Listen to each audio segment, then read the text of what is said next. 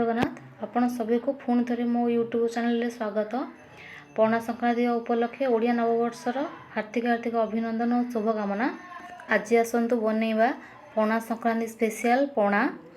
से मु fast bell खंडे नहीं जाइए आ मो पाखे जहाँ भी फल थी मुझे गोटे बड़ पात्र नहीं आउ सब बेल को मु कोरी नहीं आउ टिके चीनी आउ टिके पानी देकी ताको भलसे दली दउची।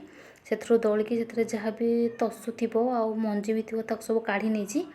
तापर मो पाखे जहाँ भी फल था सबको मु छोट छोट करी काटी नहीं से पकई दउची।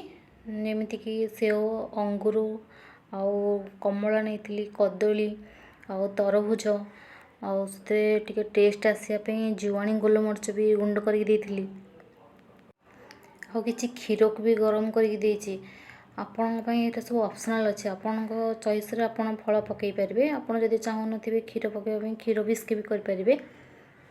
देखो मुझे सब काटिकी पकाउची तापर ए क्षीर पकईकी भलसे गोलई देवे।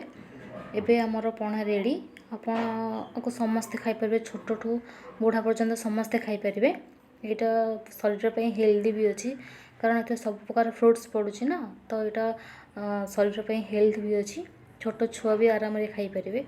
जो फलटा आप ना पसंद थी मिसला पर भी जना पड़ोनी आपण मैंने खाईदे।